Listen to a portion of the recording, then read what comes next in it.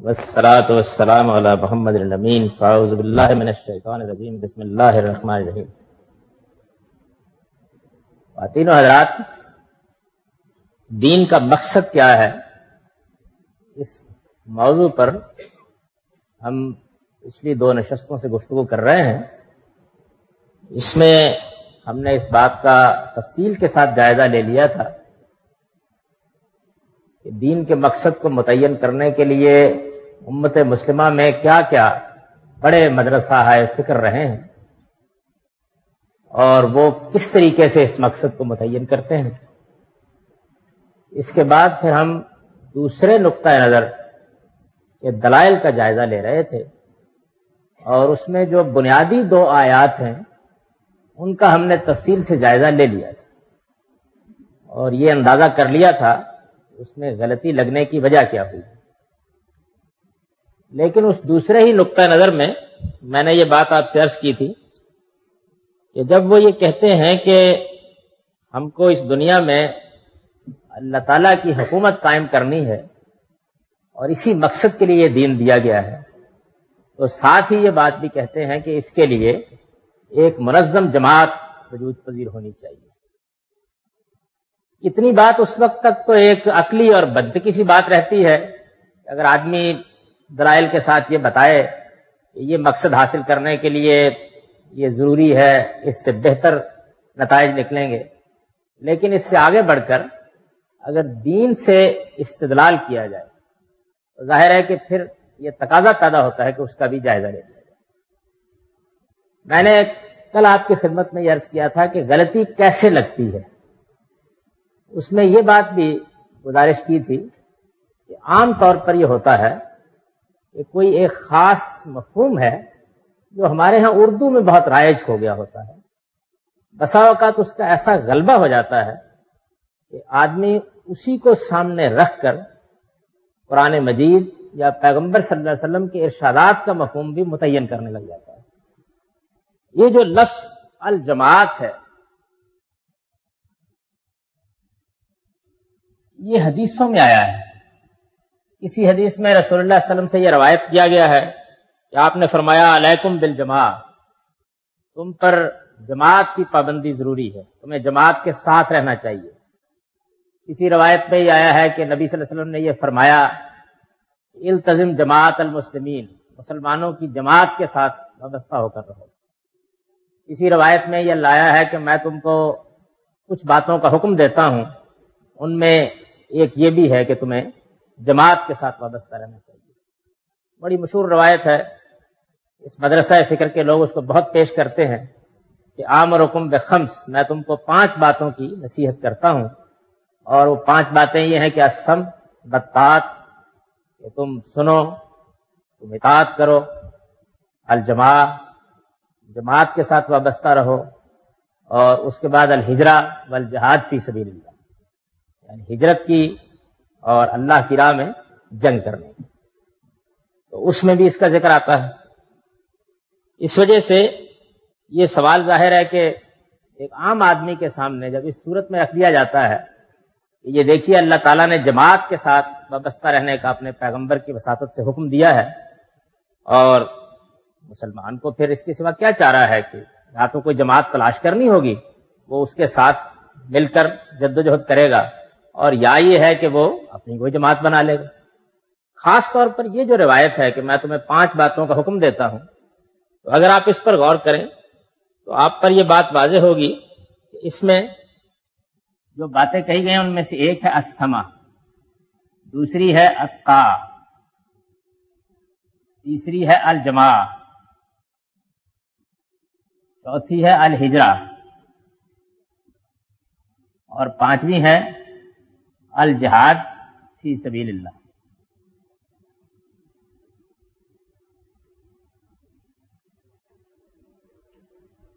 تو اس سے بظاہر ایک پورا نقشہ بھی بن جاتا ہے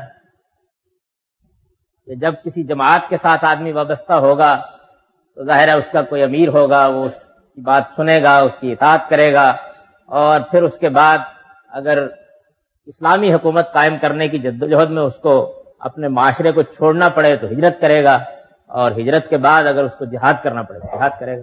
ایک طرح سے جو اسلامی حکومت قائم کرنے کے مراحل بیان کیے جاتے ہیں ان کی بھی ایک تصویر سی اس سے بن جاتی ہے۔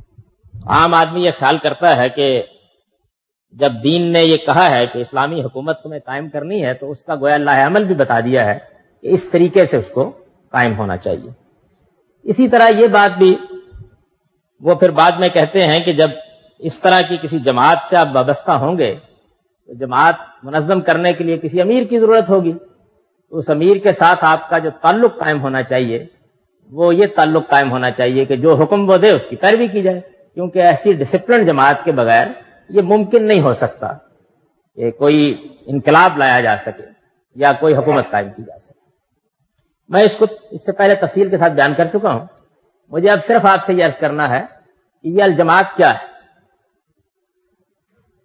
بڑی دلچسپ بات یہ ہے کہ یہ جو الجماعت ہے اس کا ذکر جن روایتوں میں آیا ہے وہ یہی ختم نہیں ہو جاتی کہ تمہیں ایک جماعت کے ساتھ وابستہ رہنا ہے، بلکہ وہ اس سے آگے بڑھتی ہیں اور آگے بڑھ کر یہ کہہ کے ختم ہوتی ہیں کہ جو اس جماعت سے الگ ہوا وہ سیدھا جہنم میں جائے گا۔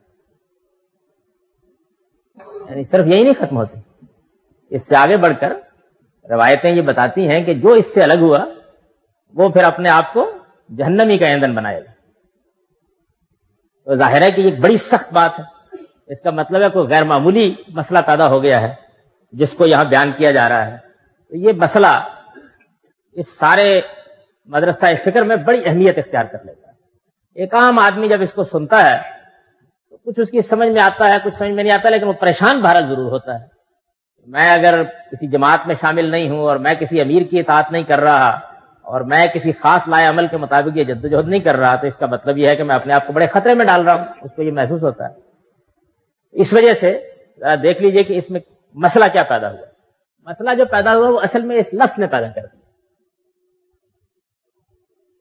ہم جب اس لفظ کی عربی زبان میں تاریخ کا مطالعہ کرتے ہیں تو معلوم ہوتا ہے کہ جس مفہوم میں ہم آج کل کے زمانے میں پارٹی یا جماعت بولتے ہیں یہ لفظ اس مفہوم میں قدیم عربی زبان میں استعمال ہی نہیں ہوتا۔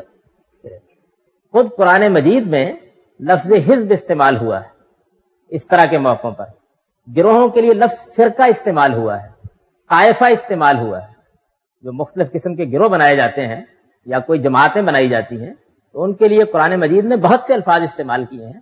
قدیم عربی زبان میں یہ سرے سے اس لفظ کا اصل مفہوم ہی نہیں، بلکہ یہ لفظ ٹھیک اس معنی میں استعمال ہوتا ہے جس معنی میں ہم اردو زبان میں نظم اجتماعی کہتے ہیں۔ یعنی کوئی قوم جب اپنے اندر ایک باقاعدہ نظم پیدا کر کے اپنا ایک سیاسی نظام بناتی ہے تو اس کو الجماعت کہتے ہیں۔ چنانچہ آپ نے کبھی کبھی کتابوں میں ایسے چلتے چلتے پڑھا ہوگا کہ جس زمانے میں سیدنا امیر معاویہ رضی اللہ عنہ میں اور سیدنا علی رضی اللہ عنہ میں وہ جنگ و جدال کی صورت پیدا ہو گئی تو ایک لمبے عرصے تک پوری اسلامی ریاست میں انتشار کی کیفیت رہی، یہاں تک کہ پھر وہ جنگ ختم ہو گئی، اور اس جنگ کے ختم ہو جانے کے بعد حضرت علی رضی اللہ عنہ کے صاحبزادے حضرت حسن نے بھی حضرت امیر معاویہ کے سامنے سرنڈر کر دیا اور ان کے ساتھ صلح کر لی۔ تو اس سال کو تاریخ میں عام الجماعت کہا جاتا ہے۔ کبھی آپ تاریخ میں پڑھیں تو اس کو عام الجماعت کہتے ہیں، عام سال، اور الجماعت یعنی جس میں مسلمانوں کا سارا نظم ایک حکمران کے تحت بالکل منظم ہو گیا، اس کو کہتے ہی الجماعت، عام الجماعت۔ تو الجماعت میرے یا آپ کے یا کسی دو چار اشخاص کے بنانے سے نہیں بنتی، بلکہ یہ کسی قوم کا کسی خطہ ارض میں وہ نظم اجتماعی ہے جس کو موجودہ زمانے میں آپ اسٹیٹ سے تعبیر کرتے ہیں، ریاست سے تعبیر کرتے ہیں۔ تو مسلمانوں کا جو نظم اس وقت بن گیا تھا، یعنی رسول اللہ صلی اللہ علیہ وسلم نے ایک باقاعدہ ریاست قائم کر دی، اس ریاست میں خلافت کا ایک نظام قائم ہو گیا، تو اس کے بارے میں پیغمبر صلی اللہ علیہ وسلم نے لوگوں کو یہ نصیحت کی کہ اس کے ساتھ جڑ کر رہو، انارکی پیدا نہ کرو، قانون شکنی کا رویہ اختیار نہ کرو، ریاست کے نظام کے ساتھ تمہارا رویہ احترام کا رویہ ہونا چاہیے۔ اگر تم یہ کرو گے تو اس کے نتیجے میں وہی جاہلیت کی زندگی پھر لوٹ آئے گی جس میں کوئی کسی کا اقتدار تسلیم کرنے کے لیے تیار نہیں۔ تو در حقیقت کسی معاشرے کے اندر یہ دنیا کا عمومی تجربہ ہے کہ جب آپ زندگی بسر کرتے ہیں تو ایک ریاست آپ سے آپ وجود میں آ جاتی ہے۔ انسان کو جس طریقے سے کھانا کھانے کے بارے میں کہنے کی ضرورت نہیں ہے، اسی طرح معاشرہ بنانے کے بارے میں بھی کوئی حکم دینے کی ضرورت نہیں ہے، یہ اصل میں اس کی فطرت اور جبلت کا تقاضا بن جاتا ہے۔ اور اسی طرح انسان کو یہ کہنے کی بھی ضرورت نہیں ہے آسمان سے کہ تم ایک ریاست قائم کرو۔ اس وقت دنیا بھر میں دیکھیے انسان اپنے اسے جبلی اور فطری تقاضے کے تحت ریاستیں قائم کر رہا ہے۔ اگر کسی موقع کے اوپر مسلمانوں کی ریاست قائم ہو جائے تو اس کو عربی زبان میں، قدیم عربی زبان میں الجماعت کا، یعنی مسلمانوں کا نظم اجتماعی۔ چنانچہ دیکھیے کہ جب رسالت مآب صلی اللہ علیہ وسلم مدینہ تشریف لائے، اور یہ کسی بھی حدیث کے سمجھنے کے معاملے میں یہ بڑی اہم بات ہوتی ہے کہ آپ اس کو یہ دیکھیں کہ وہ کس موقع پر کہی گئی، کس موقع پر رسول اللہ صلی اللہ علیہ وسلم نے وہ بات کہی ہے۔ جب رسالت مآب صلی اللہ علیہ وسلم مدینہ تشریف لائے تو اس موقع کے اوپر آپ نے لوگوں سے کہا کہ اب چونکہ ہمارا ایک نظم اجتماعی قائم ہو گیا ہے باقاعدہ، اس وجہ سے اب اس کے ساتھ تم کو وابستہ رہنا چاہیے، تمہیں اس کے جو سربراہ ہیں ان کے ساتھ سم و طاعت کا رویہ اختیار کرنا چاہیے۔ جہاں جہاں مسلمان باہر کی جگہوں پر بکھرے ہوئے تھے ان کو حکم دیا گیا کہ اس مدینے کی ریاست کو مضبوط کرنے کے لیے وہ اپنے علاقوں سے آ کر ہجرت کر کے اس میں جمع ہو جائیں۔ اور اس وقت ایک بڑی کشمکش برپا تھی اللہ کی راہ میں جہاد کر کے، تاکہ رسالت مآب صلی اللہ علیہ وسلم جزیرہ نما عرب میں اپنے انقلاب کو مکمل کر دے، تو جہاد فی سبیل اللہ کے بارے میں حکم دیا گیا۔ یعنی گویا یوں سمجھ لیجئے کہ پیغمبر ایک ریاست کو قائم کرنے کے بعد اس میں کھڑے ہو کر یہ فرما رہے ہیں کہ تمہیں یہ سارے کام کرنے ہیں۔ تو یہ بھی وہی مسئلہ ہے کہ ایک چیز عربی زبان میں بالکل قدیم عربی زبان میں اور مفہوم میں استعمال ہوتی ہے، لیکن آہستہ آہستہ اب ہمارے ہاں تو جماعت عام بولتے ہیں، عام بولتے ہیں۔ ہم یہ کہہ دیتے ہیں کہ فلاں نے جماعت بنا لی ہے، فلاں نے پارٹی بنا لی ہے۔ تو پارٹی کے معنی میں جماعت کے لفظ کا استعمال یہ بہت بعد کے دور کی چیز ہے، بہت بعد کے دور کی چیز ہے۔ قدیم ترین عربی زبان میں یہ ٹھیک اس مفہوم میں استعمال ہوتا ہے۔ چنانچہ دیکھیے کہ یہ تو مجمل روایتیں ہیں نا، اس میں سب سے مفصل روایت وہ ہے کہ جو حدیث کی ساری کم و بیش کتابوں میں آئی ہے، جس میں سیدنا حذیفہ نے رسول اللہ صلی اللہ علیہ وسلم سے یہ پوچھا کہ کیا اس مبارک دور کے بعد فتنے پیدا ہو جائیں گے؟ تو آپ نے فرمایا کہ ہاں، اس کے بعد فتنے پیدا ہو جائیں گے۔ تو انہوں نے کہا کہ اس طرح کے فتنوں میں کیا کروں؟ جو سیاسی خلفشار بعد میں پیدا ہونے والا تھا اور جس میں مسلمان ایک دوسرے کے دست و گریباں ہونے والے تھے، انہوں نے یہ پوچھا، نبی صلی اللہ علیہ وسلم نے جب یہ بتایا کہ یہ سب ہوگا تو انہوں نے کہا کہ میں اس موقع پر کیا کروں؟ تو آپ نے فرمایا التزم جماعت المسلمین، مسلمانوں کا جو بھی نظم اجتماعی ہو تم اس میں انارکی پیدا نہ کرنا، اس کے ساتھ وابستہ رہنا، نبی صلی اللہ علیہ وسلم فرمایا۔ اب دیکھیے آگے بالکل بات واضح کر دی نبی صلی اللہ علیہ وسلم نے، مسلمانوں کا جو بھی نظم اجتماعی ہو اس سے وابستہ رہنا۔ انہوں نے کہا حضور اگر نہ مسلمانوں کا کوئی نظم اجتماعی ہو، نہ کوئی ان کا سربراہ ہو، پھر میں کیا کروں؟ ہے کہ یہ پوچھ سکتے ہیں نا وہ کہ مسلمانوں کا اگر کوئی نظم اجتماعی بھی باقی نہ رہے، ان کا کوئی سربراہ بھی باقی نہ رہے، حضور نے فرمایا کہ التزم جماعت المسلمین و امامہم، مسلمانوں کے نظم اجتماعی اور ان کے سربراہ کے ساتھ وابستہ رہو۔ پورے الفاظ جو ہیں روایت کے وہی ہیں کہ التزم جماعت المسلمین و امامہم، مسلمانوں کے نظم اجتماعی کے ساتھ وابستہ رہنا اور ان کے سربراہ کے ساتھ وابستہ رہنا۔ انہوں نے کہا حضور ان لم تکن جماعت المسلمین و امامہم، اگر نہ تو مسلمانوں کا نظم اجتماعی باقی رہے، ایسی انارکی پیدا ہو جائے، اور نہ کوئی حکمران باقی رہے، تو اب ذرا یہ جو اسلامی حکومت قائم کرنے کے والے لوگ ہیں، ان کے فلسفے کے لحاظ سے اس کا جواب کیا ہونا چاہیے؟ اس کا جواب یہ ہونا چاہیے کہ جس مسلمان کو اللہ توفیق دے وہ اٹھ کے ایک جماعت بنا لے، یہی ہونا چاہیے نا۔ یعنی حضور کو اس کے بعد یہ کہنا چاہیے تھا کہ کوئی بات نہیں ہے، پارٹی بنانی ہے نا، وہی 3 آدمی کھڑے ہوں۔ یہ حضرات تو یہی کہتے ہیں کہ بھائی اگر آپ دیکھیں کہ کوئی اچھی جماعت نہیں ہے تو پھر آپ پر لازم ہے کہ آپ خود ایک جماعت بنا لیں۔ حضور کو بھی یہی جواب دینا پڑا۔ حضور نے کیا جواب دیا اس کے جواب؟ یعنی اگر پارٹی کے معنی میں ہوتا تو پھر تو یہی جواب دینا چاہیے تھا، لیکن حضور نے جو جواب دیا وہ دیکھیے حدیث میں لکھا ہوا ہے، وہ جواب یہ ہے کہ اے تزل تلک الفرق اللہ، یہ جو مختلف قسم کی پارٹیاں بن جائیں سب کو چھوڑ دینا، یہاں تک کہ اگر مسلمانوں کا نظم اجتماعی نہ رہے اور مختلف جھنڈے اٹھا کر لوگ آ جائیں تو سب سے الگ ہو کر کسی درخت کی کھو کو پسند کر لینا، لیکن ان کے ساتھ شامل ہونا۔ یہ نبی ان تمام قسم کے اتنے، اور دیکھیے وہاں پارٹی کے لفظ استعمال کیا ہے، ظاہر ہے کہ جب مسلمانوں کا نظم اجتماعی نہیں رہے گا تو کیا چیز باقی رہے گی؟ پارٹیاں ہوں گی نا، تو اس میں وہی فرقے کا لفظ یہ تزل تلک الفرق کلھا، سارے اس طرح کے پارٹیاں بنانے والوں کو السلام علیکم کہہ دینا، اگرچہ تمہیں کسی درخت کی کھو میں جا کر بیٹھنا پڑ جائے۔ یہ نبی صلی اللہ علیہ وسلم نے جواب دیا۔ تو گویا پوری طرح آپ نے واضح کر دیا کہ میں جب یہ کہہ رہا ہوں کہ مسلمانوں کے نظم اجتماعی سے وابستہ رہنا تو اس کا مطلب کیا ہے۔ اب اس کے بعد اگر آپ بالکل ٹھیک طریقے سے جیسے کہ ہمارے امت کے اسلاف نے اس کو سمجھا ہے، اس روایت کو اس طرح سمجھیں تو جہاں جہاں مسلمانوں کا کوئی نظم اجتماعی قائم ہو جاتا ہے، جیسے یہاں پاکستان میں قائم ہے یا جس طرح دوسرے ممالک میں قائم ہے، تو اصل میں ہمارے پیغمبر کی تعلیم یہ ہے کہ ہم اس میں انارکی پیدا نہ کریں، قانون شکنی کا رویہ اختیار نہ کریں، اس نظم اجتماعی کو درہم برہم کرنے والے لوگوں کا ساتھ نہ دیں، بلکہ اس کے ساتھ ہمارا رویہ سم و طاعت کا ہونا چاہیے۔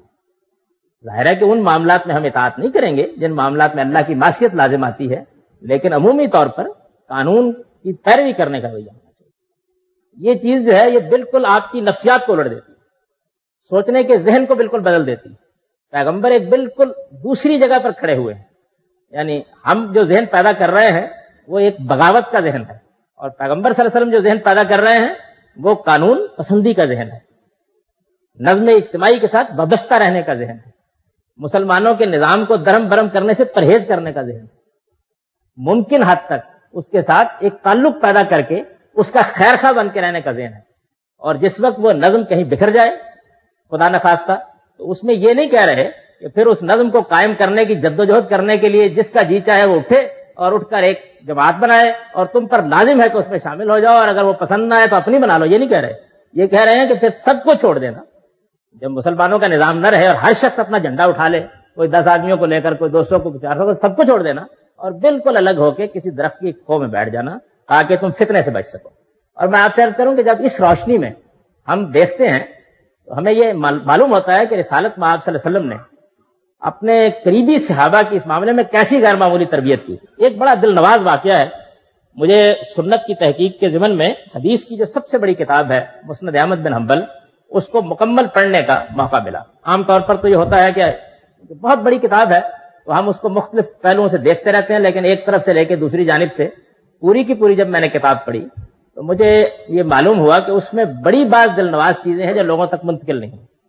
اس میں ایک واقعہ یہ ہے کہ سیدنا علی رضی اللہ عنہ جس زمانے میں جدوجہد کر رہے تھے اپنی حکومت کو بچانے کی، تو ایک فتنے اور خلفشار کی کیفیت اس وقت برپا تھی، آج تو ہمیں اس کا اندازہ نہیں ہوتا۔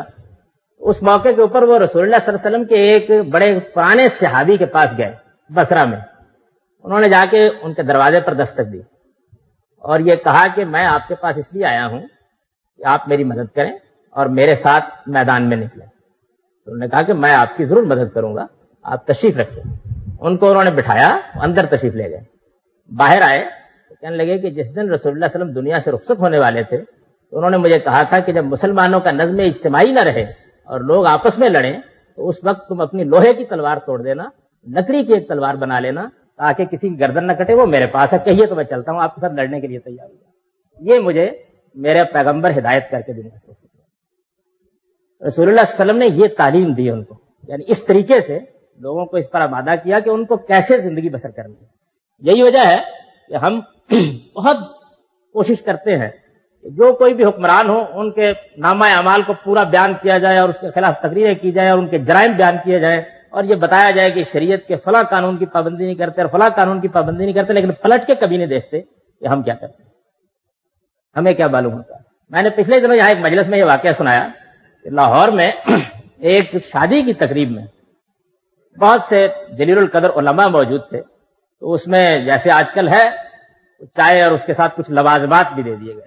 میں نے چائے کا ایک کپ پیا اور لوازمات میں سے کسی چیز کو ہاتھ نہیں لگایا۔ ایک بڑے عالم نے جو میری بیس پر بیٹھے ہوئے تھے انہوں نے مجھ سے کہا کہ آپ نے کچھ کھایا نہیں ہے؟ میں نے کہا رسول اللہ صلی اللہ علیہ وسلم نے روک رکھا ہے۔ انہیں بہت تعجب ہوا، اہل حدیث عالم تھے۔ میں نے کہا آپ نے بارہا اپنے طالب علموں کو یہ حدیث پڑھائی ہوگی کہ رسول اللہ صلی اللہ علیہ وسلم نے فرمایا کہ من اطاع الامام فقد اطاعنی، جس نے مسلمانوں کے سربراہ کی اطاعت کی اس نے میری اطاعت کی، ومن اطاعنی فقد اطاع اللہ، اور جس نے میری اطاعت کی اس نے اللہ کی اطاعت کی۔ میرے علم کی حد تک اس وقت پاکستان کے سربراہ کا حکم یہی ہے کہ آپ چائے کے علاوہ کچھ نہیں پی سکتے، حکم یہی، یعنی قانون مجھ پر بھی تو لاگو ہوتا ہے نا۔ تو پیغمبر نے مجھ کو جو تعلیم دی ہے وہ یہ ہے کہ جس وقت تم ایک سرخ بتی پر اپنی گاڑی کھڑی کرتے ہو تو اصل میں تم صرف ملکی قانون کی اطاعت نہیں کر رہے ہوتے، اس وقت رسول اللہ کی اطاعت کر رہے ہو، اور جس وقت تم اس کی خلاف ورزی کر کے نکل رہے ہوتے ہو تو تم صرف ملکی قانون کی خلاف ورزی نہیں کر رہے ہوتے، خدا کے پیغمبر کے حکم کی خلاف ورزی کر رہے ہوتے۔ یہ ایک بالکل دوسری ذہنیت ہے جو اس کے نتیجے میں پیدا ہوتی ہے، اور وہ ایک بالکل دوسری ذہنیت ہے جو اس کے نتیجے میں پیدا ہوتی ہے۔ وہاں یہ ہوتا ہے کہ لوگوں کے اندر جذبہ یہ پیدا کیا جاتا ہے کہ یہ قانون، یہ ضابطے، یہ حکمران کیا چیز ہے۔ جب کبھی شریعت کی پابندی یہ کر لیں گے پوری کی پوری تو ہم بھی کر لیں گے، جبکہ دین کا مذاق یہ ہے کہ آپ کو تو کرنی ہے نا، ان کو نصیحت کیجئے، ان کی اصلاح کیجئے، جو بھی آپ کو کرنا ہے، لیکن آپ کہاں کھڑے ہیں؟ تو در حقیقت یہ الجماعت جو ہے یہ اردو والی جماعت نہیں ہے، یہ عربی زبان کی الجماعت ہے، اور اس کا مطلب ہے مسلمانوں کا نظم اجتماعی، یعنی مسلمانوں کا سیاسی نظام جہاں کہیں بھی قائم ہوگا، جب مسلمان اس پر متفق ہو جائیں گے اور ایک باقاعدہ نظام قائم کر لیں گے تو پھر اس باقاعدہ نظام کے ساتھ ہمارا رویہ کیا ہونا چاہیے، یہ نبی صلی اللہ علیہ وسلم نے اس میں بیان کیا۔ یعنی جو قانون بنایا جائے ہمیں اس کو سننا چاہیے، اس کی اطاعت کرنی چاہیے، اسٹیٹ کے ساتھ بغاوت کا رویہ اختیار نہیں کرنا چاہیے۔ ریاست کا نظام اگر کسی شہری کو جو بیرون ملک گیا ہوا ہے یہ حکم دے کہ ملک کو اس کی ضرورت ہے تو واپس آ جانا چاہیے ہجرت کر کے، اور اگر کسی موقع پر اس ریاست کے دفاع کے لیے یا اس کے احکام کے تحت تلوار اٹھانی پڑے تو ہر مسلمان کو اپنے آپ کو پیش کر دینا چاہیے اس کے سامنے۔ یہ بات ہے جو اصل میں اس پوری روایت کے اندر بیان کی گئی۔ مدینے میں ریاست قائم ہو جانے کے بعد رسول اللہ صلی اللہ علیہ وسلم نے یہ نصیحت اپنے ماننے والوں کو کی ہے، اور جو آدمی اس معاملے میں قانون شکنی کا رویہ اختیار کرتا ہے اس کا جرم کتنا بڑا ہے اس کو بیان کر دیا ہے کہ جو آدمی انارکی پیدا کرتا ہے وہ اصل میں اپنا ٹھکانہ جہنم بناتا ہے۔ اب یہ بات سمجھ میں آتی ہے نا، یعنی مولوی احمد دین کی جماعت سے الگ ہونے سے کچھ نہیں ہوتا، لیکن مسلمانوں کے نظم اجتماعی کو انتشار کا شکار کرنے کے نتیجے میں یہ نتیجہ نکلتا ہے۔ اس کو بیان کیا رسالت پاک۔ میں یہ محسوس کرتا ہوں کہ پوری دنیا کے اندر مسلمان نوجوانوں کو اگر بالکل ٹھیک طریقے سے یہ بتا دیا جائے کہ ان کو کیا رویہ اختیار کرنا چاہیے تو اس سے بالکل دوسری دنیا وجود میں آئے گی۔ اور اس وقت مغرب نے جس طرح ہم کو کونے میں لگا دیا ہے اس انارکی کے رویے سے، اس سے نکل کر آتے بالکل دوسرے مقام پر کھڑے ہو جائیں گے۔ اور یہی وجہ ہے کہ اب یہ معلوم ہوتا ہے صاف کہ دنیا میں شاید سب سے زیادہ پرامن ہستی اگر کوئی ہو سکتی ہے تو مسلمان ہو سکتا ہے، اس لیے کہ اس کو تو اس کے پیغمبر نے پابند کر دیا ہے کہ وہ انارکی نہیں پیدا کر سکتا، اس کی تلوار اس مقصد کے لیے اٹھ نہیں سکتی۔ تو میں اپنی بات اس بات پہ ختم کرتا ہوں کہ مسلمانوں کے نظم اجتماعی کی طرف سے آواز ہو تو ہر آدمی کو اپنی لوہے کی تلوار تیار رکھنی چاہیے، ورنہ ہر شخص اپنے گھر میں ایک لکڑی کی تلوار رکھے اور بلانے والوں کے نکلنے پر انکار کرے، یہ کیا کہ مجھے تو میرا پیغمبر یہی دے کر گیا۔ جی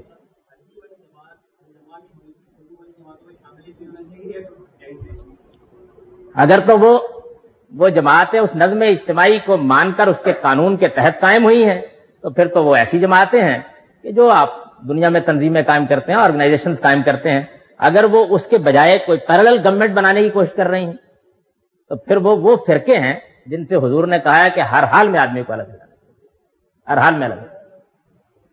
آپ نے جو مثال دی ہے جو دہلی کے زمانے میں ایک اسٹیٹ اسٹیبلش کی اور ریکگنائز اسٹیٹ تھی، آیا وہ لوگ جنہوں نے اس اسٹیٹ کی مخالفت کی ان کو آپ کس ڈیفینیشن سے اسٹیبلش ہی نہیں رہی بہت سے لوگوں کے نزدیک، انسٹیبل لوگوں نے کی بات یہ اگر ایک اسٹیبلش اسٹیٹ ہے جو آپ مثال دے رہے ہیں اس میں بحث میں بہت لمبی بحث ہو جائے گی۔ جی اب اگر وہ اسٹیٹ جو دہلی کی تھی اس میں اگر انارکی پیدا ہو جائے تو اس کو آپ کہہ دیں اور اس اسٹیٹ کو آپ مطلب جسٹیفائی کریں کہ موجودہ جو اسٹیٹس ہیں ان کو ہم کیا اسی اسٹیٹ سے لے سکتے ہیں، اگر ان کی مخالفت ہو سکتی ہے تو ان کی مخالفت کیوں نہیں ہو سکتی، اور اگر ان کی مخالفت نہیں ہو سکتی تو ان کی کیوں ہوئی؟ دیکھیے آپ نے پھر لفظ مخالفت بول دیا، مخالفت ایک اور چیز ہے، اختلاف ایک اور چیز ہے، انارکی ایک بالکل دوسری چیز۔ اگر اس اسٹیٹ میں انارکی جن لوگوں نے پیدا کی انہوں نے ایک جرم کا ارتکاب کیا، بدترین جرم کا ارتکاب کیا، کیا، اس کا مطلب ہے اس بدترین سطح پہ جرم کا ارتکاب کیا کہ اسلام کا بڑھتا ہوا قافلہ برسوں کے لیے رک گیا اور اسلام کا انتہائی برا تعارف ہوا، اور آج بھی اس انارکی کی تاریخ لوگوں کو اسلام سے بدظن کرتی ہے، نہ کہ ان کے دلوں کے اندر ایمان پیدا کرتی ہے۔ اس وقت بھی جن لوگوں نے یہ حرکت کی انہوں نے ایک بڑا ہی بدترین کام کیا۔ تو میں یہ گزارش کر رہا تھا کہ یہ اصل میں جماعت اور امارت کی جو روایتیں سنائی جاتی ہیں ان کا مطلب یہ ہے، نہ کہ یہ کہ میں یا آپ یا کوئی شخص اٹھے ایک اپنی جماعت بنائے اور لوگوں سے کہے کہ دیکھو یا میری جماعت میں شامل ہو جاؤ، اور اگر اس میں شامل نہیں ہوتے تو پھر کسی اور جماعت میں شامل ہو جاؤ، بہرحال تمہیں کسی نہ کسی 2-4 آدمیوں کے فرقے میں ضرور شامل ہونا ہے۔ یہ بدترین نوعیت کی انارکی ہے۔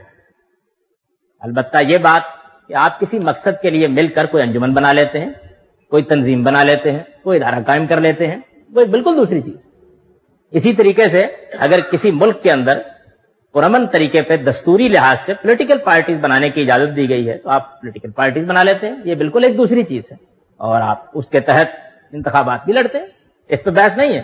لیکن انارکی پیدا کرنے والی کوئی قوت قائم نہیں کی جا سکتی، اور کسی انارکسٹ قوت کے ساتھ مسلمان کبھی وابستہ نہیں، بالکل۔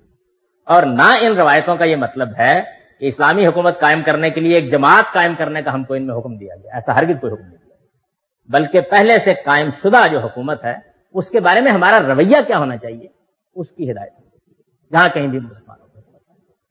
اس کا یہ مطلب نہیں ہے کہ ہم سچی بات نہیں کہیں گے، ہم تنقید نہیں کریں گے۔ مسلمان کو تو ایک زندہ انسان بن کے رہنا ہے، اور تنقید کے معاملے میں اس کو یہ کہا گیا ہے کہ بہترین جہاد یہ ہے کہ اگر کوئی ظالم حکمران ہے تم اس کے سامنے کلمہ حق کہہ دو، بہترین جہاد یہ ہے۔ لیکن دیکھیے اس حدیث پر بھی غور کیجئے، بہترین جہاد یہ ہے کہ کلمہ حق کہہ دو، یہ نہیں ہے کہ تلوار اٹھا کر نظم اجتماعی کو درہم برہم کرنا، بس آخری حد یہی، اس سے آگے کوئی بہترین جہاد بھی نہیں۔ سچی بات، صحیح بات وہ آدمی کو ہر حال میں کہنی ہے، انصاف کی بات ہر حال میں کرنی ہے۔ تو یہ جو میں نے آپ کے سامنے بات کر دی، اس کے علاوہ کوئی اور چیز اگر آپ لوگوں کے ذہن میں ہو جس پر تنقید کی ضرورت ہے تو میں بھی کر دیتا ہوں، لیکن اب اس جگہ پر آ جائیے تاکہ ہم اس بحث کے بعد اگلی بحث کی طرف جائیں کہ دین کا جو مقصد ہے وہ تزکیہ ہے۔ جس طرح میں نے یہ عرض کیا کہ اس صورتحال کو صحیح سمجھنے کے نتیجے میں آدمی کے رویے میں تبدیلی آتی ہے، بالکل اسی طریقے سے جب دین کا مقصد آپ یہ سمجھ لیتے ہیں کہ وہ اصل میں پاکیزگی کی دعوت ہے، اس سے بھی ایک بالکل دوسری نفسیات وجود میں آتی ہے۔ دین کی دعوت پاکیزگی کی دعوت ہے، دین کچھ نہیں ہے مگر یہ ہے کہ ہمیں پاکیزہ بنانے کا ایک پورا ہدایت نامہ ہے۔ وہ ہمیں بتاتا ہے کہ ہمارے اندر کس طریقے سے علم اور عمل دونوں میں پاکیزگی آنی چاہیے۔ ذرا تھوڑی دیر کے لیے دیکھیے کہ آپ دنیا کے سامنے، دنیا اس وقت متمدن دنیا ہے، ایک بہت بڑی تہذیب جو ہے اس کا غلبہ قائم ہے، آپ یہ کہتے ہیں کہ ہمارے دین کا مقصد یہ ہے کہ ہم کو تم سب پر اپنی حکومت قائم کرنی ہے، اور اس کے بالکل برخلاف آپ یہ کہتے ہیں کہ ہم تم سب کے لیے پاکیزگی کی دعوت لے کے آئے ہیں، ہم تمہارے سامنے پاکیزگی کی دعوت لے کے آئے ہیں۔ جب اسلام یہ کہتا ہے یا دین یہ کہتا ہے کہ لوگوں شرک کو الگ کر دو، تو اصل میں وہ آپ کے نظریہ توحید کو پاکیزہ کرنا چاہتا ہے، اللہ تعالیٰ کے ساتھ آپ کے تعلق کو پاکیزہ کرنا چاہتا ہے۔ جب وہ یہ کہتا ہے کہ لوگوں اس کائنات کے اندر تم اس ہدایت کے سامنے سرنگو ہو جاؤ جو خدا کے پیغمبروں کے ذریعے سے آتی ہے، تو در حقیقت انسانی فلسفوں کی آلودگیوں سے پاک کرنا چاہتا ہے تاکہ انسان کو وہ روشنی مل جائے کہ جس کے ذریعے سے وہ صحیح راستے پر گامزن رہ سکے۔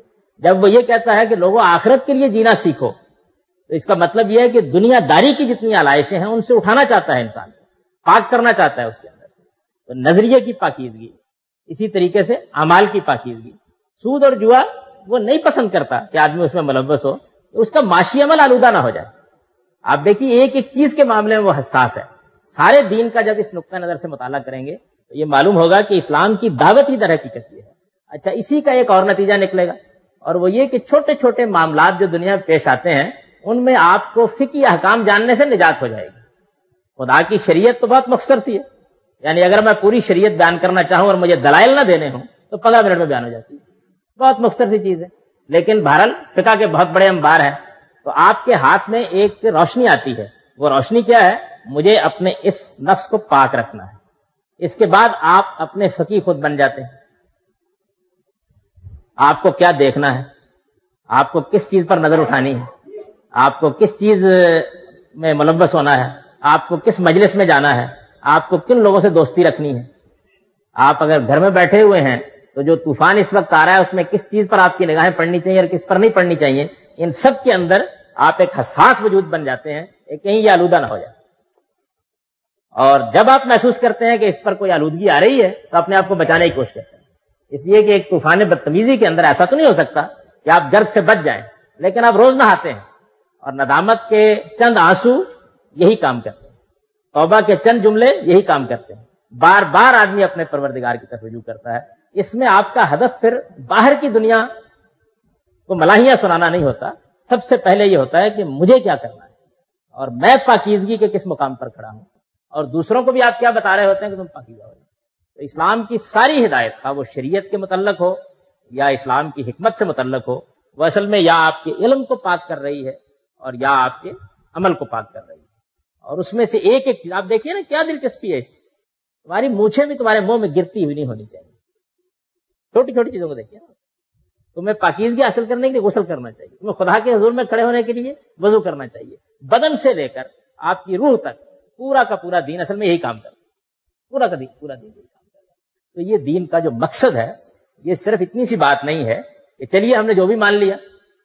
اس مقصد کے تحت جب آپ دعوت دیتے ہیں تو وہ پاکیزگی افراد سے پھیلتی ہے، معاشروں میں جاتی ہے، اور جب معاشروں میں پہنچتی ہے تو کبھی کبھی تاریخ انسانی میں ایسا بھی ہو جاتا ہے کہ اس پاکیزگی کی دعوت سے سیدنا ابو بکر صدیق اور سیدنا عمر جیسے حکمران مل جاتے ہیں. کبھی کبھی ایسا بھی ہوتا ہے تاریخ. اور اس کے بعد معلوم ہوتا ہے کہ پورے معاشرے میں پاکیزگی کا دور دورہ ہو گیا. ایک بدترین حکومت چل رہی ہوتی ہے اور اس کے اندر سے عمر بن عبدالعزیز پیدا ہو جاتے ہیں. وہ کیا چیز ہے؟ عمر بن عبدالعزیز کے نظام میں یا جو انہوں نے حکومت چلائی اس میں اور باقی لوگوں میں کیا فرق ہے؟ ایک آدمی کھڑا ہو گیا اپنے نفس کی انتہائی پاکیزگی کے ساتھ، اور اس کے بعد ایک دوسری دنیا وجود میں آنے لگ گئی. یہی وہ بات ہے جو میں نے ابتدا میں کہی تھی کہ خلافت راشدہ نظام کے اعتبار سے تو ایک انتہائی قبائلی نوعیت کی حکومت تھی. وہ کوئی مثالی حکومت نظام کے اعتبار سے نہیں تھی، لیکن حکمرانوں کے تزکیے کے لحاظ سے نہ اس کی نظیر اس سے پہلے کبھی تاریخ میں پیش کی جا سکی اور نہ اس کے بعد. وہ اس مقام پر یہ چیز ہے جو انہوں نے اپنے اندر حاصل کر لی. اس میں آپ کا ہدف یہ ہو جاتا ہے کہ آپ کے ہر تحریر میں، آپ کی ہر زبان میں جب آپ کھولتے ہیں، ہر تقریر میں ایک ہی چیز ہوتی ہے، مجھے پاک ہونا ہے، لوگوں تمہیں پاک ہونا ہے. پاک ہونے کے لیے تمہارے اندر اللہ نے عقل بھی تم کو دی ہے، تمہاری فطرت بھی اس نے رکھی ہے. جہاں کہیں غلطی کھانے کا اندیشہ، آؤ خدا کے پیغمبروں کی ہدایت بھی موجود. تو قد افلح من زکاہا وقد خاب من دساہا. فلاح پا گیا وہ جس نے اس نفس کو پاک کر لیا، اور برباد ہوا وہ جس نے اس کو آلودہ کیا. آلودگی سے بچنا اور پاکیزگی اختیار کرنا، یہی در حقیقت سارے دین کا مقصد. میں نے تو یہ بحث اپنے طور پر مکمل کر دی. اب اگر کوئی چیز رہ گئی ہے تو اس کو پوچھ لیجئے، آگے پھر ہم اگلے عنوان کی طرف بڑھ سکتے.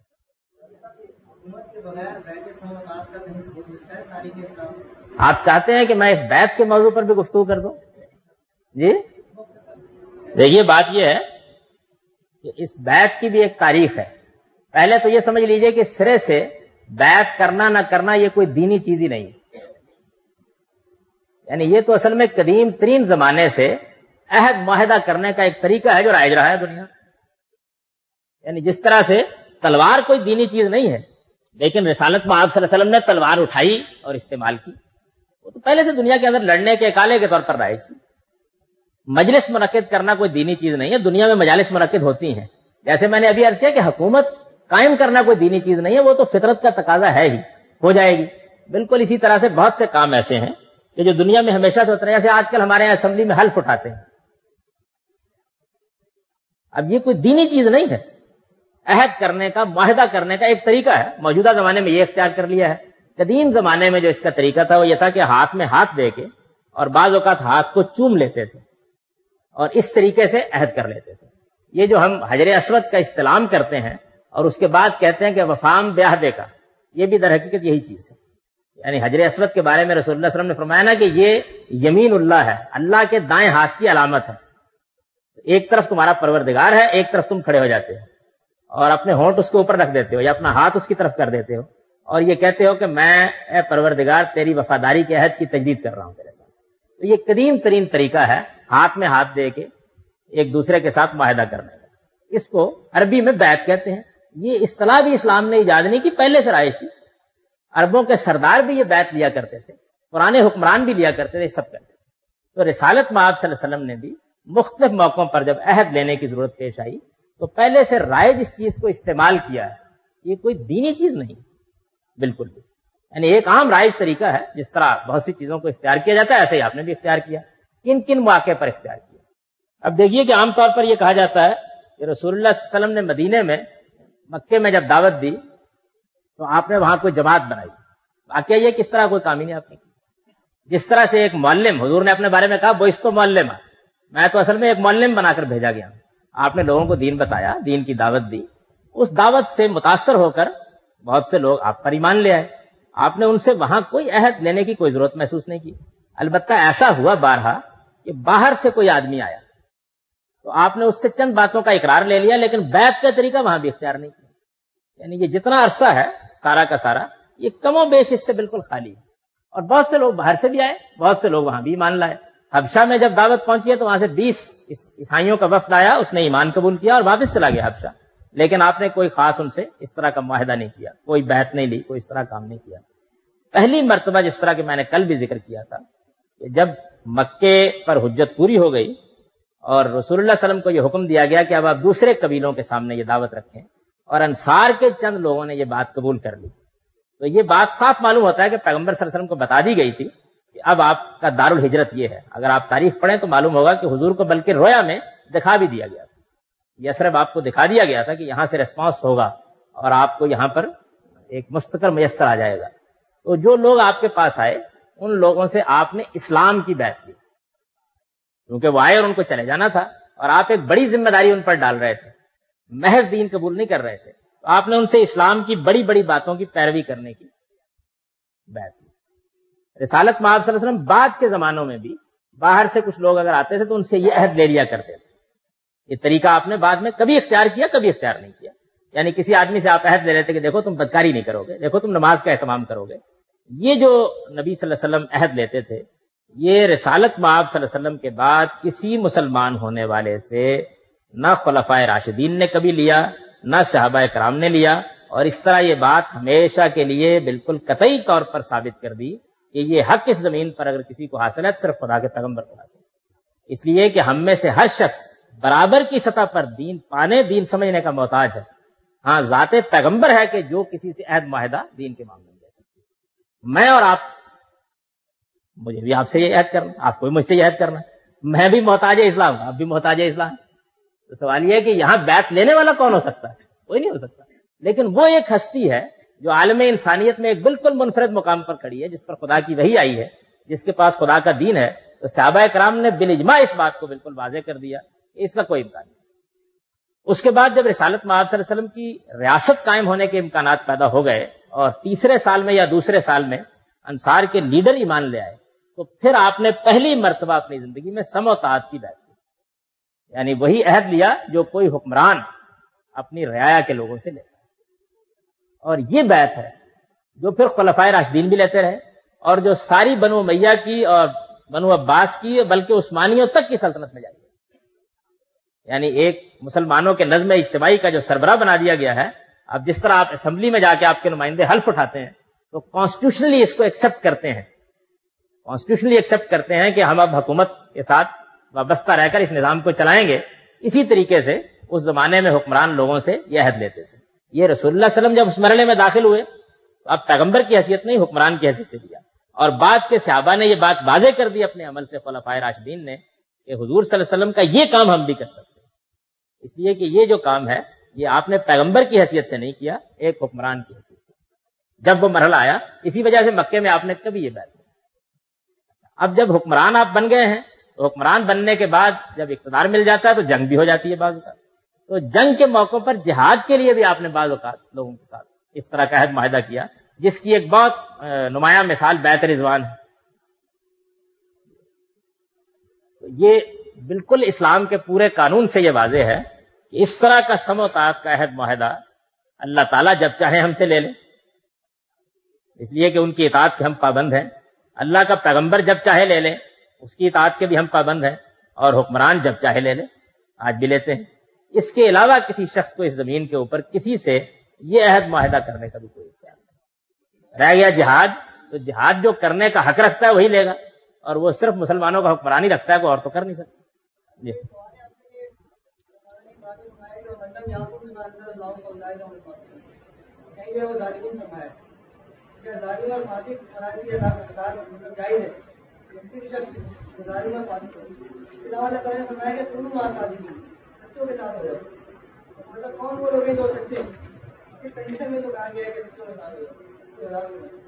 اس میں میں بھی ایڈ کر دوں, ایک ہی جواب ہو جائے گا. جی فرمائیے.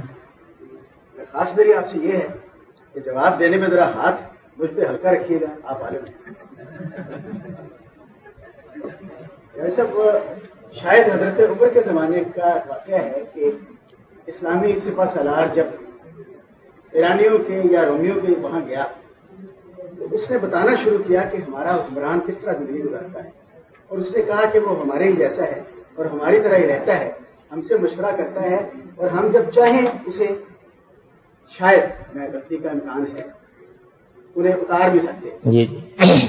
دوسری بات شاید قرآن پاک میں یہ ہے کہ جو لوگ اللہ کے اصولوں کے مطابق حکومت نہیں کرتے یہی تو ہیں جو کافر ہیں. جی.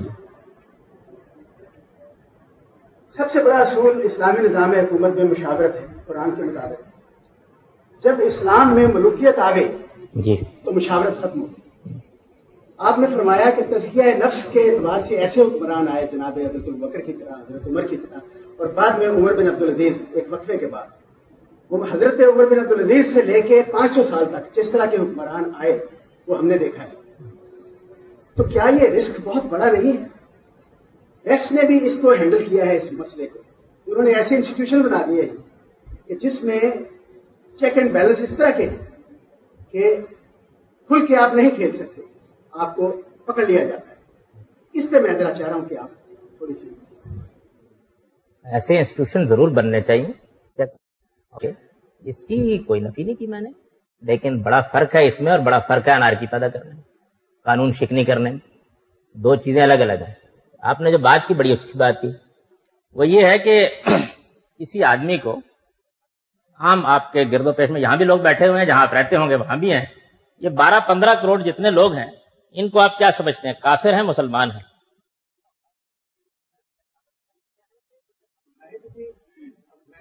میں اپنی بات سمجھانے کے لیے عرض کر رہا ہوں. مجھے تو ایسے لگتا ہے جی کہ جب ہم صحیح بات کرتے ہیں تو مسلمان ہوتے ہیں, کیونکہ قرآن کی آیات تو اسی طرح کی ہے. نہیں, میں قانون کی بات پوچھ رہا ہوں. قانونی لحاظ سے یہ جتنے 12-15 کروڑ لوگ پاکستان میں بستے ہیں یا اس کراچی کے شہر میں بستے ہیں, یہ کافر ہیں یا مسلمان ہیں؟ میں جواب اس کا جواب دوسری زبان میں دوں گا. وہ ہے کہ زبان سے کہہ بھی دیا لا الہ تو کیا. یہ تو آپ حقیقت بتا رہے ہیں نا, میں قانون پوچھ رہا ہوں. مثلاً میں چند سوالات کر دیتا ہوں. آپ جانتے ہیں نہیں, میں کہتا ہوں میں چند سوالات کر دیتا ہوں. مثلاً ان کے جو نکاح طلاق ہو رہے ہیں وہ جائز ہیں قانونی طور پر مسلمانوں کی حیثیت سے؟ ان کے جو میراث تقسیم ہو رہی ہے وہ قرآن کے مطابق ہوگی, ٹھیک ہے نا یہ بات.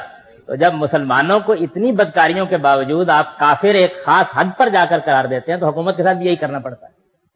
وہ بھی پہلے دن جب خلافت راشدہ سے ایک قدم نیچے آتی ہے تو کافر نہیں ہو جاتی, یعنی وہ اچھی بھی ہوتی ہے, اعلیٰ ترین مقام پر بھی ہوتی ہے. اب دیکھیے نا, مسلمان ہونے کا نمونہ ابوبکر صدیق رضی اللہ عنہ بھی ہے اور مسلمان ہونے کا نمونہ ہم جیسے لوگ بھی ہیں. تو اس کا مطلب یہ ہے کہ کسی مسلمان کے مسلمان اعلیٰ ترین مسلمان ہونے کی تو بہت بلند جگہ ہیں, لیکن وہ نیچے جب گرتا ہے تو وہ کون سی جگہ ہے جس کے بعد آ کر ہم اس کو مسلمانوں کے دائرے سے نکال دیتے ہیں؟ یعنی کم سے کم کوئی جگہ ہوگی نا جس سے نکالیں گے آپ جا کے. اس کا نقصان مجھے ہوگا, میرے امیجیٹ لوگوں کو. جو آپ اوپر جاتے جائیں گے, آپ اگر غلطی کریں گے تو خلق خدا کو نقصان ہوگا. اور یہی گناہ اور ثواب کا ہے کہ چھوٹا گناہ کون سا, بڑا گناہ کون سا ہے. تو میں نے تو صرف یہ عرض کیا تھا کہ کافر کب قرار دیں گے, یہ تو بالکل ٹھیک ہے. ایک ادارے کا سربراہ ہوگا, اس کی غلطی کے بڑے اثرات ہیں. ایک عالم ہوگا, اس کی غلطی کے بڑے اثرات ہیں. لیکن وہ کون سا موقع ہے کہ جب ہم قانونی لحاظ سے یہ کہیں گے کہ بس السلام علیکم, اب تمہارے اور ہمارے درمیان دین کا تعلق ختم ہو گیا. سے زیادہ ظلم جو ہے کفر کی حکومت چل سکتی ہے ظلم کی نہیں. جب میں جو بات پوچھ رہا ہوں بالکل اور ہے, وہ یہ ہے کہ ظلم کی حکومت قائم ہو گئی, ٹھیک ہے, اب ہمیں کیا کرنا ہے اس کا کچھ دین نے بتایا ہے ہم کو یا نہیں بتایا؟ ظلم کی حکومت قائم ہو گئی, کفر کی حکومت قائم ہو گئی, کیا بتایا, کیا کرنا چاہیے؟ یہی بتایا تھا کہ تم کو دین کا دائی بن کر کھڑا ہو جانا چاہیے اور لوگوں کی اصلاح کرنی چاہیے یا انارکی پیدا کر دینا چاہیے, لوگوں کے جان و مال کے لیے خطرہ پیدا کر دینا چاہیے, ایک ظلم کو مٹاتے مٹاتے ہزاروں لوگوں پر ظلم کر دینا چاہیے. کیا چیز بتائیے؟ یعنی میں جب کوئی حکمران بگڑ جائے گا تو سوال یہ ہے کہ مجھے دین نے کہاں کھڑا کیا, اس جگہ پر کھڑا کیا نا کہ مجھے اس کی اصلاح کرنی ہے خیر خواہ بن کر. میرے پیغمبر نے مجھ کو یہ حکم دیا ہے کہ تمہارے اندر خیر خواہی کا جذبہ ہونا چاہیے مسلمانوں کے لیے اور تمہارے عمرا کے لیے. تو مجھے ایک خیر خواہ بن کے کھڑا ہو جانا چاہیے کہ میں ان کی اصلاح کروں. لیکن سوال یہ ہے کہ وہ کون سی جگہ ہے جس جگہ پر جا کر مجھے انارکسٹ ہو جانا ہے, بغاوت کر دینی, وہ کون سی جگہ ہے؟ کوئی حد لگائیں گے نا آپ, بتائیں گے کہ یہاں جانا ہے, ہو جانا ہے. تو ہمارے دین نے ہم کو بتایا ہے, آپ چاہیں گے تو میں آپ کو بتاؤں گا کہ یہ حد ہے جس کو پھلانگ لینے کے بعد اور یہ شرائط ہیں جن کے پورا ہو جانے کے بعد آپ بغاوت بھی کر سکتے ہیں. یہ بتایا ہے. یہ بتا دیے ہم کو. باقی رہ گیا میرے عزیز کا جو سوال ہے، میں چاہتا ہوں ان کو بھی اس کا جواب دے دوں کہ یہ بات بالکل صحیح ہے کہ جو آدمی اللہ کے قانون کے مطابق فیصلے نہیں کرتا وہ کفر کا ارتکاب کرتا ہے، ظلم کا ارتکاب کرتا ہے. تو ہم اس کو بتائیں گے کہ تم کفر کا ارتکاب کر رہے ہو، ہم اس کو بتائیں گے کہ تم ظلم کا ارتکاب کر رہے ہو، ہم اس کو بتائیں گے کہ تم خدا کی نافرمانی کر رہے ہو. یہ ذمہ داری ہم پر عائد ہوتی ہے، ہم ضرور بتائیں گے. لیکن کیا اس کے بعد ہم بغاوت کر دیں گے؟ اس کے لیے کچھ شرائط ہیں، جب وہ پوری ہوں گی تب کریں گے. جب میرا ہمسایہ دین کے تقاضوں کی خلاف ورزی کرے گا تو میں اس کو بتاؤں گا کہ تم اپنی اصلاح کرو. میرا بھائی کرے گا تو بتاؤں گا کہ اصلاح کرو. جب میرا باپ کرے گا تو بتاؤں گا کہ اصلاح کرو. لیکن وہ کون سی جگہ ہے جس کے بعد باپ اور بیٹا اپنا تعلق توڑ کے دوسری دنیا میں رکھو؟ کوئی حد ہوگی نا اس کو. تو وہ حدود ہمارے دین میں مقرر کر دی گئی، ہمیں بتا دیا گیا ہے کہ کب تک تم کو یہ کام کرنا. لیکن اب پہلی حد تو یہی بتا دی گئی جس کا میں بار بار یہاں ذکر کر رہا ہوں کہ حکمران جو کچھ بھی کر رہے ہیں وہ اگر خدا کی کسی نافرمانی کا آپ کو حکم دیتے ہیں تو ہم وہ حکم نہیں مانیں گے اور اپنی جان دے دیں گے. اگر ہمارے اندر ایمان ہوگا، کوئی حکمران ہم سے کہتا تم نماز نہ پڑھو، روزہ نہ رکھو، کوئی حکمران ہم کو مجبور کرتا تم جھوٹ بولو، بددیانتی کرو، تو یہ گویا خدا کے احکام کی خلاف ورزی ہے، ہم اس سے انکار کر دیں گے.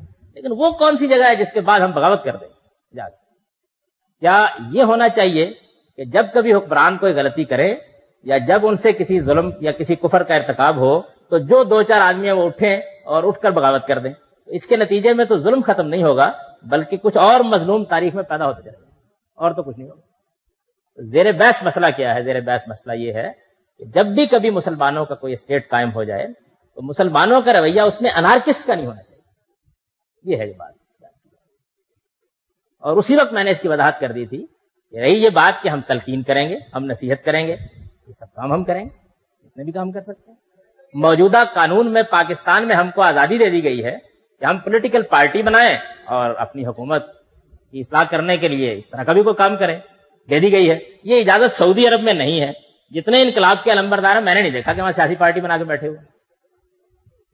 اس کا مطلب یہ ہے کہ قانون اجازت دیتا ہے تو ہو جاتا ہے، نہیں دیتا تو کچھ نہیں ہو سکتا.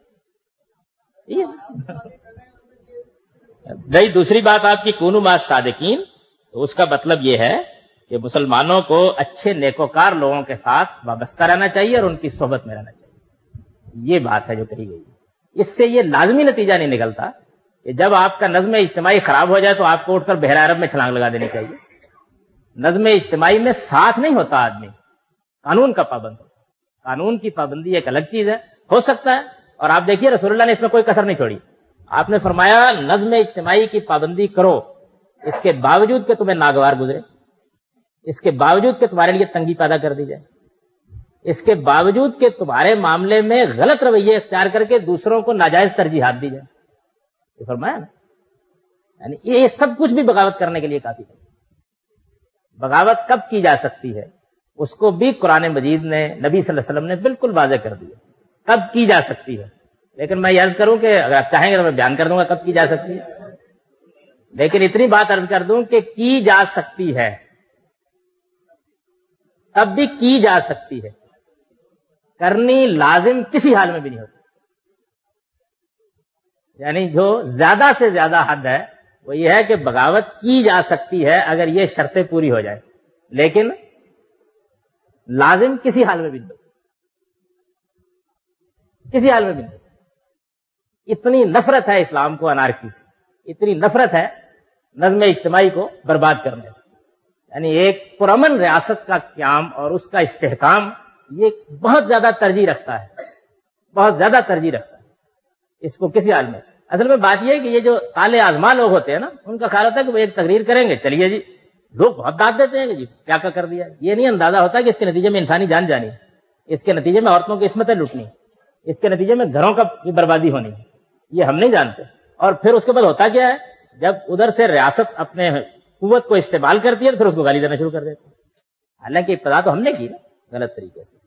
تو اچھی بات کہنا، نیکی کی تلقین کرنا، خیرخواہی سے اصلاح کرنا، اور اصلاح کے معاملے میں جس حد تک ممکن ہو خطرہ انگیز کر لینا، سچی بات کہنے کے لیے ظالم حکمرانوں کے سامنے اپنی جان تک کو خطرے میں ڈال دینا، یہ نہایت محمود بات ہے. لیکن بغاوت اس کی شرائط ہے. اور میں نے تو خیر اس کو بڑی وضاحت سے بیان کیا ہے اور یہ بتایا ہے لوگوں کو کہ دیکھیے یہ بغاوت کا لفظ منہ سے نکالنے سے پہلے دیکھیے شرائط کیا ہے. پہلی شرط یہ ہے اس کی، آپ دیکھیے پھر عرض کر سکتے ہیں، کرنی لازم کبھی بھی نہیں ہوتی. پہلی شرط یہ ہے کہ نبی صلی اللہ علیہ وسلم نے فرمایا کہ کسی حکمران سے ایسے کھلے کفر کا ارتکاب ہو جائے جس کے لیے تمہارے پاس قرآن مجید کی صریح نص موجود ہے. پہلی شرط یہ، یعنی اس نے ارتکاب کیا، کفر بوا کہا ہے اس کو، انتہائی کھلے کفر کا. ایک تو یہ نا کہ آپ نے ایک تقریر کر کے کسی چیز کو کفر ثابت کر دیا، نہیں، ایک واضح قطعی بات، ایسی بات عندکم من اللہ فیہ برہان، تمہارے پاس اس معاملے میں ایک واضح قطعی نص ہونی چاہیے کہ کفر کا ارتکاب کر دیا اس نے. یہ کفر کا ارتکاب کر دینے کی شرط بھی اس وقت پوری ہوگی جبکہ آپ نے نصیحت کا حق بھی پوری طرح ادا کر دیا، کفر پر متنبہ بھی پوری طرح کر دیا، ممکن حد تک بتا بھی دیا، لیکن اس کے باوجود اصرار رہا اس بات کے اوپر، تو پہلی شرط پوری ہوئی.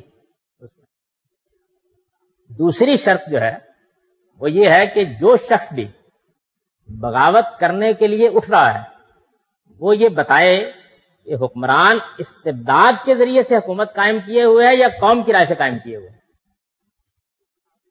یہ بتائے. اگر قوم کی رائے سے قائم کیے ہوئے ہیں تو اس کا مطلب قوم بگڑی ہوئی ہے، پھر اس کی اصلاح کریں. بغاوت تو نہیں ہو سکتی نا، یعنی کھلے کفر کا ارتکاب ایک حکمران کر رہا ہے اور قوم اس کا انتخاب کر رہی.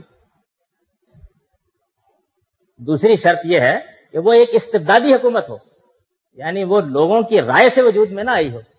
اگر لوگوں کی رائے سے وجود میں آئی ہے تو پھر آپ کو بھی رائے کے پاس جانا پڑے گا، مسلمانوں کی اصلاح کریں تاکہ وہ آپ کی بات مان لیں اور اس حکمران کو تبدیل کر دیں. لیکن اگر وہ استبدادی حکومت ہے، دوسری شرط بھی پوری ہو گئی. تیسری شرط یہ ہے کہ بغاوت کرنے کے لیے وہ شخص اٹھے جس کے بارے میں زمین و آسمان گواہی دے رہے ہوں اپنی زبان سے کہ ملک کی اکثریت اس کو اپنا رہنما تسلیم کر چکی. لیکن اسلام میں حکمرانی تو امرہم شورا بینہم کی بنیاد پر ہوگی نا، قوم کی رائے سے قائم ہوتی ہے. سوال ہے کہ آپ اس کے خلاف اٹھ رہے ہیں، آپ کی کیا حیثیت یہ بتائیے. اچھا، یہ شرط اگر پوری ہو گئی ہے تو آپ قانون شکنی کرنے تک پہنچ سکتے ہیں، بغاوت کرنے تک پہنچ سکتے ہیں. لیکن کیا آپ بندوق اٹھا لیں، کیا تلوار اٹھا لیں؟ ایک تو یہ ہے نا کہ آپ نے ایک پیسو سی رجسٹر شروع کر دی، آپ نے مثال کے طور پر حکومت کے قوانین کو توڑنا شروع کر دیا، مار کھا رہے ہیں اس کے نتیجے میں. آپ نے کوئی لا تعاون کی تحریک شروع کر دی، آپ نے کوئی مظاہرہ کر دیا، یعنی نوبت یہیں پہنچی ہے. ابھی آپ اس کے بعد یہ کہتے ہیں کہ اب ہم کو توپ تفنگ اٹھا لینی ہے. اس کے لیے چوتھی شرط ہے اور وہ یہ ہے کہ جن لوگوں کے ذریعے سے آپ توپ تفنگ اٹھا رہے ہیں ان کے اوپر آپ کا پولیٹیکل اقتدار پہلے قائم ہونا چاہیے. اس لیے کہ آپ ایسے لوگوں کو تلوار کیسے پکڑا سکتے ہیں جن پر آپ اگر وہ قانون کی خلاف ورزی کر دیں تو سزا نافذ کرنے کا اختیار نہیں رکھتے، کیسے اٹھا سکتے؟ تو یہ چار شرائط جب پوری ہو جائیں تو بسم اللہ آپ سب بغاوت کریں، مجھے کوئی اعتراض نہیں. یہ چار شرائط لازمی ہیں. یہی وجہ ہے کہ کسی پیغمبر نے اس وقت تک تلوار نہیں اٹھائی جب تک کہ اس کو کسی خطہ ارض میں ہجرت کر کے وہاں اقتدار حاصل نہیں ہوگا. اس وقت تک تلوار نہیں. رسالت باب صلی اللہ علیہ وسلم نے نہیں اٹھائی، حضرت موسیٰ نے نہیں اٹھائی، پوری کی پوری قوم سیدنا موسیٰ پر ایمان لے آئی. اس کے باوجود اس وقت اٹھائی جب ان کو ہجرت کرنے کے بعد اپنے لوگوں پر اقتدار حاصل ہو گیا. یہ چار شرائط جو ہیں یہ پوری ہو جائیں تو پھر کیا ہوتا ہے، پھر آپ حکومت کے خلاف بغاوت کر سکتے ہیں. لازم تب بھی نہیں ہوتا. یہ بزرگ شخصیات پر تبصرہ نہیں کرے تو اچھا ہے. میں نے اللہ کے پیغمبر کا جو قانون ہے وہ آپ کو بتا دیا. اصل میں لوگ دین سے اکثر و بیشتر، بالخصوص جن لوگوں کو سیاست کی کچھ چاٹ لگ جاتی ہے، وہ دین سے بالکل ناواقف ہے. ہمارے وہ نہیں جانتے کہ یہ دین کس طریقے سے انسان کو ایک بالکل قاعدے میں رکھتا ہے، تزکیہ کرتا ہے نا. آپ کا جی چاہ رہا ہے، جذبات ابل رہے ہیں، لیکن وہ کہتا ہے نہیں، یہ پاکیزگی کے خلاف ہے، آلودہ ہو جائیں گے آپ. یہ شرائط پوری ہوں گی تب تلوار اٹھانے دیں گے آپ. تو اٹھائیں.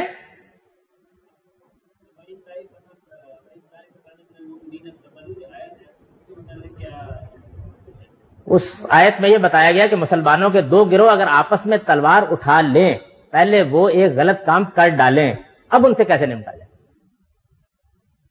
یعنی وہ شروع یہاں سے ہوتی ہے کہ اگر مسلمانوں کے دو گروہ دین ایمان سب کو ایک طرف رکھ کے ایک دوسرے کی گردن مارنے لگ جائیں تو اب کیا کیا جائے.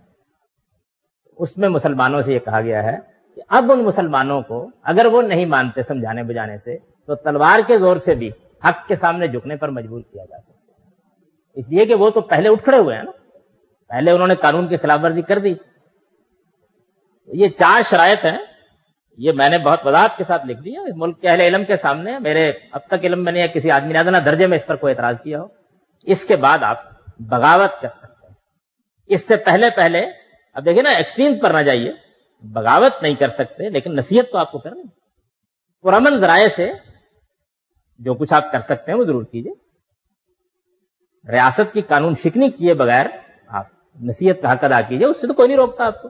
وہ تو آپ کے فرائض میں شامل ہے, جیسے کہ آگے چل کے بیان ہوگا ضرور ہے. عزیزم آپ بتائیے آپ کا سوال, کوئی رہ گئی بات تو بتا دیجیے.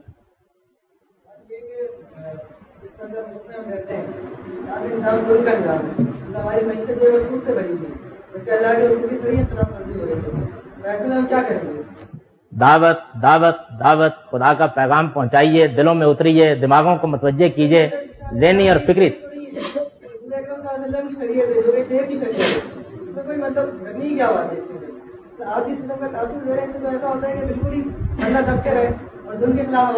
آپ کے اندر حضور اکرم کی شریعت کے حق میں جذبہ حضور اکرم کی تعلیمات کے مطابق پیدا ہونا چاہیے.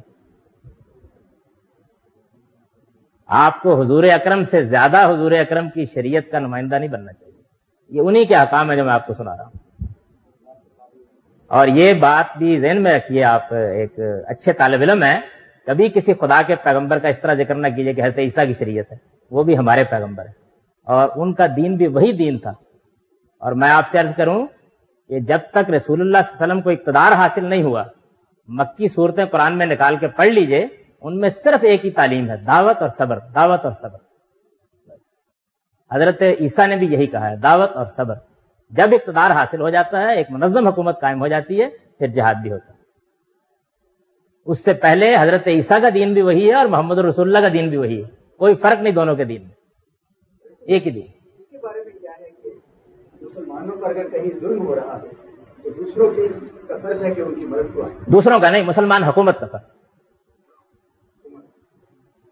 اقتدار تلوار ہر حال میں اس وقت اٹھائی جائے گی جب یثرب میں آپ کی حکومت قائم ہو جائے, اس سے پہلے نہیں اٹھائی جا سکتی.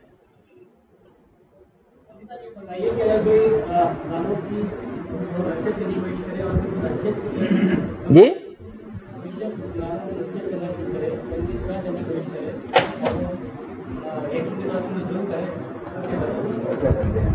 مظلومانہ مر جانا چاہیے.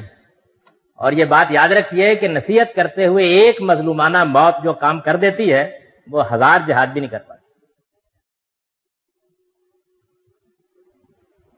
دعوت کے میدان میں مظلومانہ مر جانا کوئی معمولی بات نہیں ہے. اس کے بعد زمین و آسمان میں تغیر آنا شروع ہو جاتا ہے. ہم تو اصل میں کرتے ہی ہیں کہ شریعت کے غم میں شریعت کی خلاف ورزی کرنا شروع کر دیتے ہیں. شریعت کے غم میں اتنے مبتلا ہو جاتے ہیں کہ شریعت کی خلاف ورزی کرنا شروع کر دیتے ہیں. یہ جو بات کہی جاتی ہے نا, سیدنا مسیح نے کہا کہ اگر تمہارے ایک گال پر کوئی تھپڑ مار دے دوسرا آگے کر دو. دعوت کے دور میں جب آپ کے پاس اقتدار نہیں, یہی اسلام کا بھی کام ہے. یہی بات. تو سیدنا عیسیٰ علیہ السلام کی تعلیمات بھی اسلام کی تعلیمات, وہ بھی ہمارے پیغمبر ہیں.